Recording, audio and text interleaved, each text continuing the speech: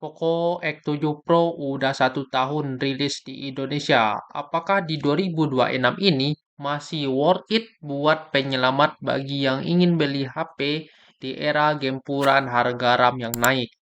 HP ini pertama kali saya beli di bulan Oktober 2025, dapat harga 4,5. Untuk spesifikasi HP ini menggunakan Dimensity 8400 Ultra dengan penyimpanan setengah tera. HP ini memiliki keunggulan flash charging sampai 90 watt. Buat hasil Geekbench-nya, HP ini mendapatkan single core 1582 dan multi core 6277. Di Antutu versi 11, HP ini tembus di 1.800-an. Sama juga di HyperOS 2 kayak gini juga. Skornya hampir-hampir mirip. Tapi di orang-orang bisa sampai tembus 2 jutaan. Di bagian layar HP ini udah pakai cloning Gorilla Glass 7i.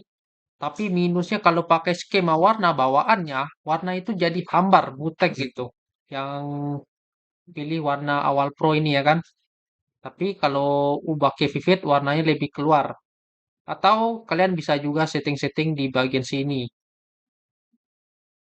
Kalau masalah build quality sih ini HP ini pakai plastik ya, full plastik, backdoor sama frame ini pakai plastik. Tapi bagian sini serasa itu kayak elastis aja gitu kalau dipencet. Ini mungkin nggak kelihatan kalau di kamera ya, tapi nggak bunyi. Tapi agak was-was gitu kalau HP ini tiba-tiba kecemplung, takutnya masuk ke dalam mesin. Di bagian tengah sini terasa lebih kayak kopong gitu karena baterai ini downgrade ya dibandingkan versi India sama versi Cina. Rencananya nih HP mau dibawa ke service center aja sekalian tanya apakah ini masih aman atau gimana. Kalau masalah build quality ini saya nggak masalah ya karena ini HP 4 jutaan, nggak pakai metal juga. Tapi kalau buat haptic feedback, ini udah ciri khasnya Xiaomi lah. Mantap. Kalau buat touch samplingnya udah sesuai klaim Poco lah. Oke, kali ini kita akan bandingin antara dua HP ini masalah iklan ya. Ini HP lama saya, Poco M4 Pro, dan ini HP baru saya nih, Poco X7 Pro. Ini buat DNS pribadinya udah otomatis ya, bukan di setting-setting. Pertama-tama kita buka aplikasi yang sering saya buka ya. Nih contohnya keamanan.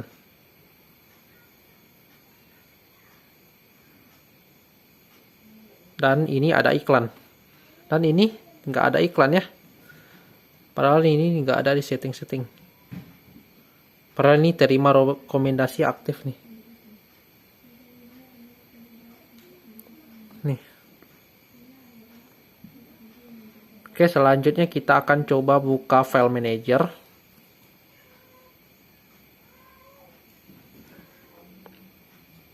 Ini lama loadingnya. Ya, dia loading iklannya. Dan ini bersih dari iklan, nggak ada iklan. Di sini ada nyelip-nyelip satu-satu iklan. Dan buat settingannya, yap, ini settingannya kayak gini. Dan selanjutnya aplikasi apa ya? Kalau musik seperti Mi Video udah jarang dibuka. Apakah ini langsung ke Mi Video ya? Itu aplikasi banyak iklan juga.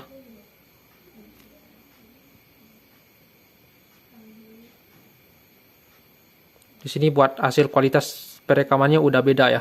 Yap, ini langsung ke Mi Video.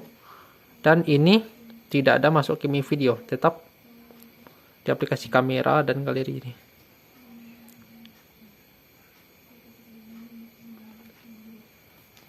Kalau Mi Video udah jarang saya buka sih. Tapi kita coba aja dulu ya buka Mi Video.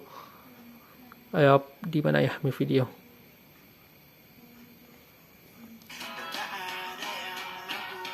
Oke, baru buka langsung disambut oleh iklan. Yap, tapi kalau di bagian sini sih Masih ada iklan sih nih. Yap, ini jarang juga sih aplikasi dibuka. Selanjutnya aplikasi kalender.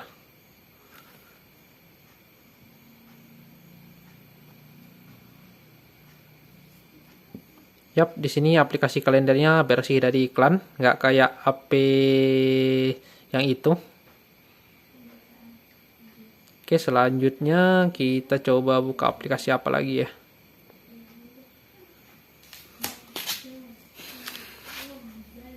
Oke ya, karena ini ada beberapa aplikasi yang telah saya uninstall ya di HP ini. Mungkin aplikasi ini ada juga mungkin iklan ya, iklan terselip. Lagian nggak penting juga aplikasinya dihapus. Nggak terlalu penting. Di sini bagian mana ya? Biasanya di unduhan. Coba unduhan. Nah, yap, di unduhan di sini ada iklan, di sini nggak ada iklan. Oke, keluar. Selanjutnya di aplikasi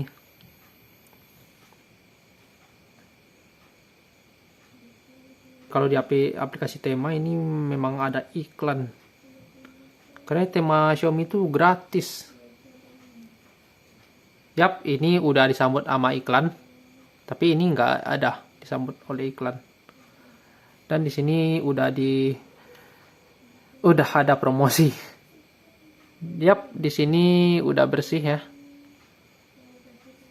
Udah aman lah. Tapi sesekali ada muncul satu iklan satu-satu nyelip pas saat kostum-kostum ini tema. Oke, nggak ada. Coba ini kita ganti icon. Oke, aman.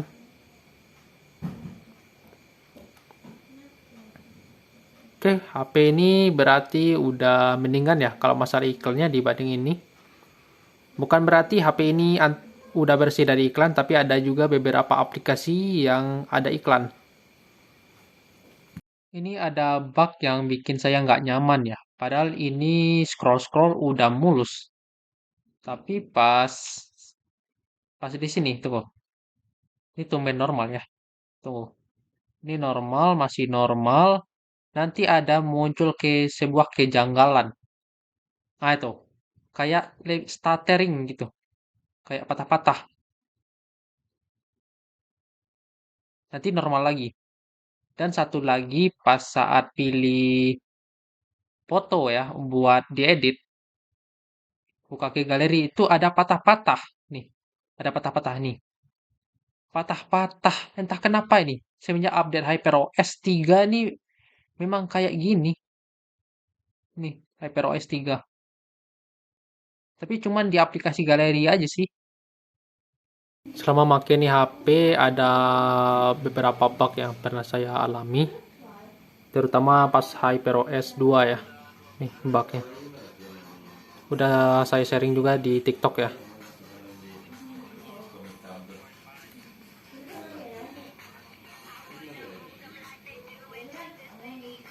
Tak hilang. Tapi untung cuman dimulai ulang doang. HP-nya udah normal. Dan selanjutnya ada bug juga di bagian control center. Ini. Intinya bug ini notifikasi ini banyak di sini ya. Yang kayak gini. Notifikasi inilah. Nah. Tapi tampilan itu transparan. Lagi asik-asiknya nonton YouTube. Bayangkan itu. Dan selanjutnya bugnya ini bug yang ada di HyperOS 3 nih. Entah kenapa ya HyperOS 3 itu di limit RAM-nya. Buka game berat seperti Wuthering Wave kayak gini, tapi Genshin Impact aman. Aneh sih. Kalau orang main emulator satu lagi. Memang di limit. Padahal nih RAM-nya masih 12 GB. Bukan 4 GB nih. Tes pengujian main game Wuthering Waves selama 30 menit. Ini data yang diambil di HyperOS 2 ya. Dan sedangkan ini data diambil saat HyperOS 3. Di situ suhunya udah menyentuh 44 derajat Celcius, tetapi HP ini tidak dilimit sampai ke 30-an fps atau 45 fps. Sebenarnya ada trik loh di Poco X7 Pro ini. Kalau kalian ingin tahu, next time bisa saya bikin di konten yang terpisah. Main game Genshin Impact di ruangan ber-AC 17 menit permainan di HyperOS 2 dapat FPS 58 fps. Sedangkan suhunya itu adem karena di ruangan ber-AC. Inilah hasil data main game Genshin Impact selama 30 menit di HyperOS 3. FPS-nya rata-rata 52 ya. Karena ini keluar masuk domain naik turun dan sedangkan suhunya 37 ya. Cooler plus case DIY. Buat main game Mobile Legends selama 23 menit baterai berkurang 8% dan FPS rata-ratanya 118 fps. Ini tanpa cooler ya. Kalau buat di sektor kamera, Poco X7 Pro ini dilengkapi dengan 50 megapiksel kamera berOIS darinya Sony, support sampai 4K 60 fps, sedangkan kamera ultrawide-nya 8 megapiksel cuman mentok di 1080p 30 fps. Dan kamera selfie-nya pun mentok di 1080p 30 fps dengan 20 megapiksel. Tetapi kalau buat hasil kualitas fotonya ini sebenarnya udah bagus, tapi ya tergantung selera ya. Karena buat hasil fotonya tuh kayak pakai Gcam, over saturasi. Tapi sih menurut saya sih masih bisa diakalin kalau buat di masalah di hasil fotonya over saturasi. Buat hasil kamera ini bisa kalian lihat. Tapi kalau buat zoom lebih tinggi ya di 5 kali ke atas itu AI-nya lebih main processingnya. Dan di sini buat foto objek pemandangan selain manusia ya, objek manusia ini bagus. Bagus sumpah dah kamera utama ini. Dan terutama buat kamera malam. Kamera malamnya nih mantap pol. Tapi lain cerita di kamera ultrawide ya. Kamera ultrawide-nya malamnya ampas. Bandingkan langit dan bumi. Antara kamera ultrawide dan kamera utama itu kualitasnya jomplang, jauh berbeda. Tapi ya oke lah, kamera ultrawide-nya masih bisa diandalkan kalau kondisi cahaya yang cukup. Oke guys, ini adalah hasil perekaman 1080p 30 fps tanpa shot steady di Poco X7 Pro. Ini kondisi jalan kaki seperti orang normal.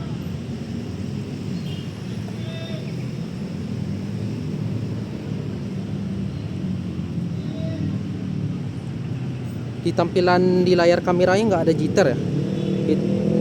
Nanti kalian lihat aja hasil dari videonya. Hasil perekaman 1080p 60 fps di Poco X7 Pro.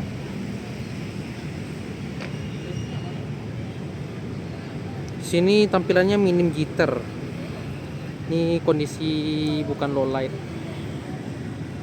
Ini siapa nih kuliah di sini? Ini angkat tangan siapa yang kuliah di sini ya. Oke guys, ini adalah hasil 1080p 30 fps pakai shot steady di Poco X7 Pro.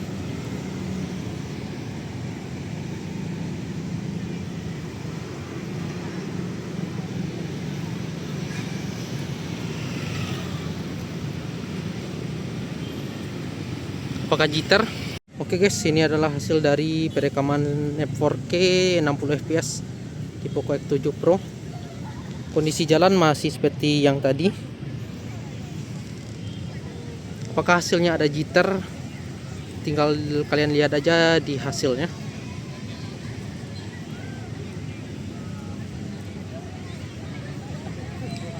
Guys, ini adalah hasil dari 4K 30 fps di Poco X7 Pro.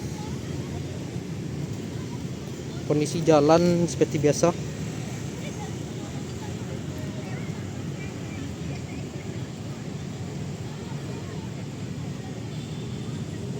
Oke guys, ini adalah hasil perekaman dari kamera ultrawide dari Poco X7 Pro. Buat stabilasinya, di sini nggak ada jitter ya, karena nggak pakai OIS. Entah kenapa penyakit Xiaomi itu, Xiaomi mid-range OIS itu nggak sinkron. Pindah lensa, wah, pindah lensa dengan smooth sih ya. Oke guys, ini adalah hasil dari perekaman kamera selfie dari Poco X7 Pro. Kita di mana guys?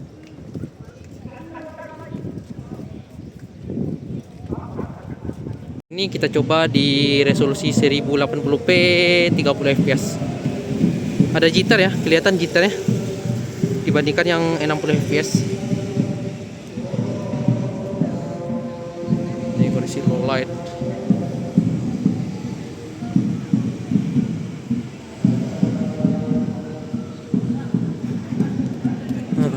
Kalau lari.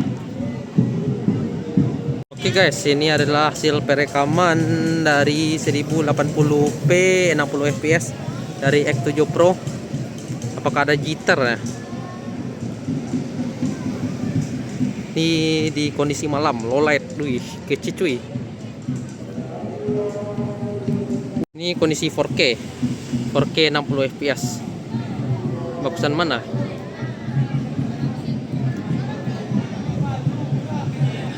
Oke. Coba di 4K 30 fps. Wow, cukup terang. 4K 30 fps. Kondisi berlari. Nggak jitter ya kalau di 30 fps. Ya solusinya di 60 fps ya biar nggak jitter. Kesimpulan nih, HP sih gue puas ya make HP ini selama 5 bulan. Dan palingan cukup yang menjengkelkan bagian perekamannya. Terkadang buat merekam itu warna objek sering tukar-tukar gitu,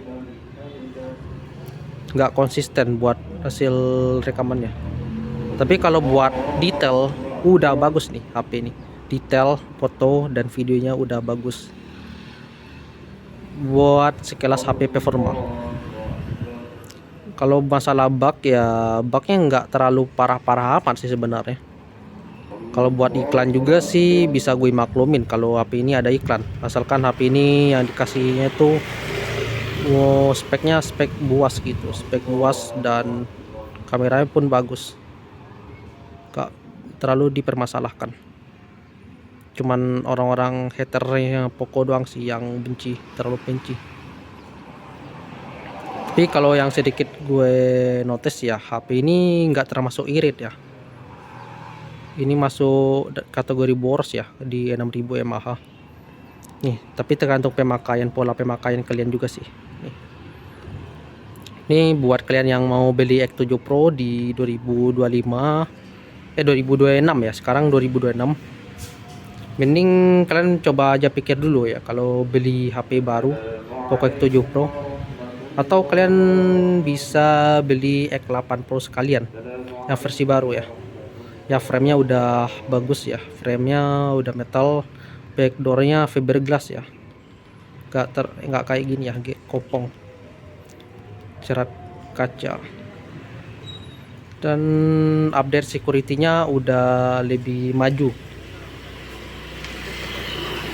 Tapi kalau budget kalian nggak sampai ya, beli Poco X8 Pro varian yang paling tingginya RAM 12/512. Kayaknya HP ini masih cocok-cocok aja sih kalau kalian pilih buat mencari memori besar. Toh performanya nggak jauh beda juga sih dari X7 Pro, X8 Pro.